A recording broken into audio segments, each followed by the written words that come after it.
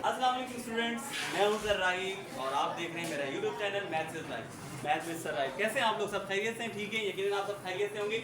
आज हम क्लास 9 से मैथ के सवाल सॉल्व करेंगे। बड़े ही इंटरेस्टिंग सवाल हैं। फैक्टराइजेशन नाम सुनते ही आपको समझ आ गया होगा कि वाकई में बहुत ज़बरदस्त नाम है, तो काम भी बहुत अच्छा होगा। देखिए स्टूडेंट्स, हमारे पास सवाल दिया हुआ है 4a minus 9b whole square minus 2a plus 5b whole square. वैसे तो देखने में ये a माइनस बी का होल स्क्वायर और a प्लस बी का होल स्क्वायर बनता हुआ नजर आ रहा है, जो कि हम बचपन से लेके 55 तक पढ़ते रहते हैं, ना आता हमें फिर भी नहीं है। लेकिन अब देखिए इसको हम किस तरीके से लेके जाएंगे। इसको हम थोड़ा सा डिफरेंट तरीके से लेके जाएंगे। हम ये कंसीडर करते हैं कि ये पूरी वैल्यू लेट सपोज a है और ये पूरी वैल्यू लेट सपोज b है हमारे पास। तो हम कह देते हैं a square minus B square equals होता है a प्लस बी और a माइनस बी के। अब देखिए, जब हमने कंसीडर किया है पूरी वैल्यू को a लेट सपोज, तो जब a आएगा तो हम ये पूरी रकम लिखेंगे और जब b आएगा तो हम फिर b वाली रकम को पूरा कंप्लीट लिखना होगा।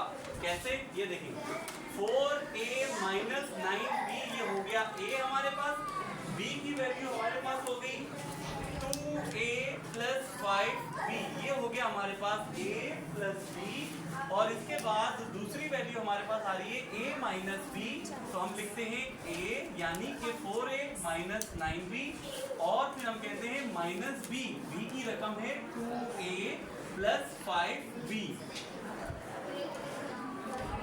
देखें, हमने बहुत इजी इतने बड़े सवाल को थोड़ा सा मुख्तसरन करके एक बार प्लस में और एक बार माइनस में सॉल्व किया।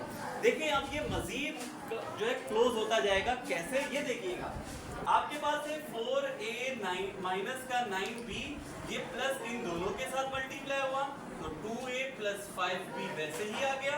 इसके बाद अगली वैल्यू में 4a माइनस 9b। अब ये जब माइनस का साइन, स्टूडेंट्स जब प्लस का साइन किसी के साथ मल्टीप्लाई होता है तो साइन में तब्दीली नहीं आती। प्लस प्लस के साथ मल्टीप्लाई होगा तो प्लस, प्लस माइनस के साथ मल्टीप्लाई होगा तो माइनस। लेकिन जब माइनस नेगेटिव किसी के साथ मल्टीप्लाई होता है तो वो बिल्कुल चेंज कर देता है। जैसे ये देखें, ये माइनस है ये प्लस है, तो ये प्लस माइनस माइनस, ये माइनस है ये प्लस है, तो प्लस माइनस माइनस। अब हमारे पास ये वैल्यू आ चुकी है। अब देखिए आगे मजीद हम इसको लेके जाते हैं, तो ये 4a है ये 2a है, ये दोनों जमा हो रहे हैं, तो ये 4 और 2 6a हो जाएगा।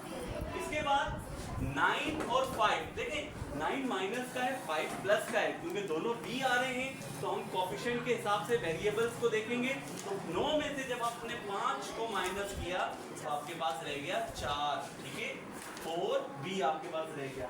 अब इसके बाद लास्ट इससे आगे वाले स्टेप में गए तो 4 प्लस का है 2 माइनस का है, तो ये 2 रह जाएगा, माइनस का 9 माइनस का 5। तो जब माइनस माइनस वाली वैल्यू आती है तो वो ऐड होती है अलजेब्रिक एक्सप्रेशन में।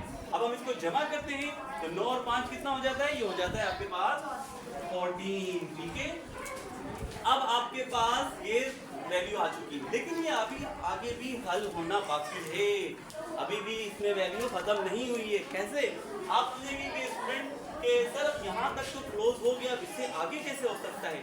हमें ये देखना है फैक्टराइजेशन में कि इसका स्टेप कहाँ तक मजीद जा सकता है, हम उसको वहाँ तक लेके जाएं।